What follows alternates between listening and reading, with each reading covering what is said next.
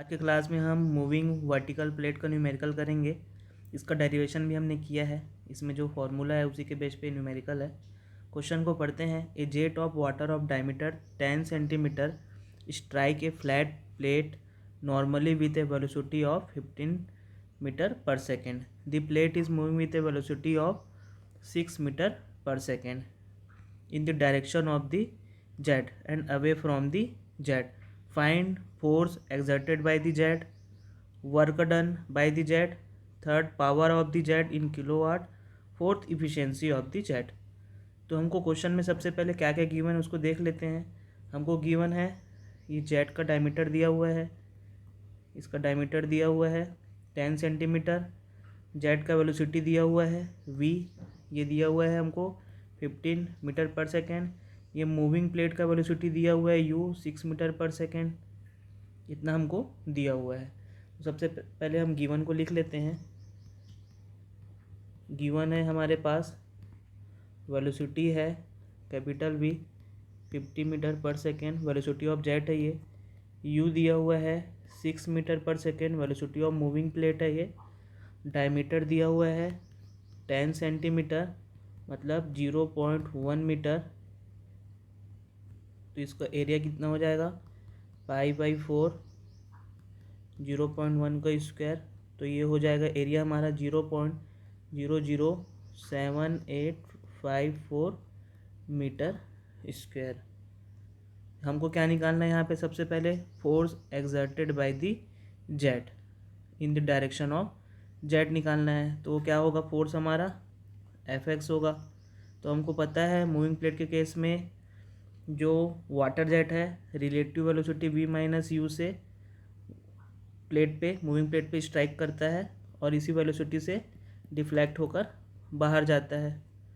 तो यहाँ पे फोर्स कितना हो जाएगा? फोर्स एक्सर्टेड कितना हो जाएगा? ये हो जाएगा हमारा force exerted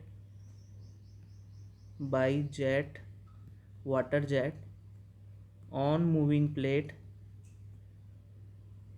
in the direction of moving vertical plate. ये कैसा है? हमारा वर्टिकल प्लेट है इन द डायरेक्शन ऑफ जेड। तो ये हमारा क्या हो गया? Fx in the direction of Z.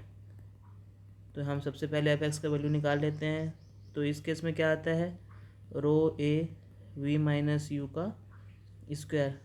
तो ये सॉल्व कर लेते हैं। वाटर का डेंसिटी होगा 1000, एरिया हमने निकाली है 0.00784, कैपिटल भी दिया है हमको 15, स्मॉल u दिया है 6 का स्क्वायर। तो इसको सॉल्व करेंगे तो हमारे पास फोर्स का वैल्यू आता है Fx equal to 636.17 newton. Second हमको क्या निकालना था? वर्क डन पर सेकेंड। तो ये क्या होता है? Force in the direction of jet into velocity of moving plate. तो हमने फोर्स निकाल लिया है और u का वैल्यू कितना है? 6 मीटर पर सेकेंड। तो इसको सॉल्व करेंगे तो ये आएगा हमारा 3817.02 न्यूटन मीटर पर सेकेंड। और न्यूटन मीटर को क्या लिखते हैं हम? जूल पर सेकेंड। तो ये हो जाएगा जूल पर सेकेंड को क्या लिखेंगे? वाट लिखते हैं। ये हो गया वाट। तीसरा क्या निकालना था हमको? पावर निकालना था किलोवाट में। पावर कितने में निकालना है? इन किलोवाट निकालना था। तो ये कितना हो जाएगा हमारा? Work done upon 1000। तो हो जाएगा 3817.02 डिवाइडेड बाई 1000। तो ये हो जाएगा हमारा 3.817 किलोवाट। अब हमको क्या निकालना है? Efficiency of the water jet. तो इफ़िशियंसी क्या होगा? ये होगा output of jet, output energy of jet upon input energy of jet. ये हो जाएगा आउटपुट एनर्जी ऑफ जेट।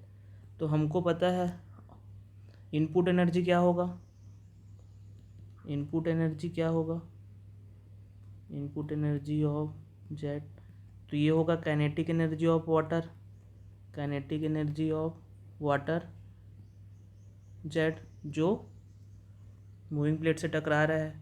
तो ये क्या होगा, सबसे पहले इनपुट क्या रहेगा, काइनेटिक एनर्जी ऑफ वाटर रहेगा, तो ये होगा mv²। ये हमारा क्या रहेगा, इनपुट एनर्जी ऑफ जेट। तो इसको सॉल्व कर लेते हैं। तो यहाँ पे मास कितना आएगा, ρAv इंटू v²। इसको देख लेते हैं। यहाँ पे जो वेलोसिटी है यही हमारा इनपुट वेलोसिटी है, ये वेलोसिटी ऑफ जेट है, तो यहीं पे काइनेटिक एनर्जी आएगा। तो यहाँ पे जो वाटर का मास है वो क्या होगा, ρ × a × वेलोसिटी। यहाँ पे क्या होगा, वाटर का मास ρA × रिलेटिव वेलोसिटी होगा, दोनों में डिफरेंस है, तभी हम लोग इनपुट का निकाल रहे हैं। तो ये हो जाएगा 1/2 ρA × v³।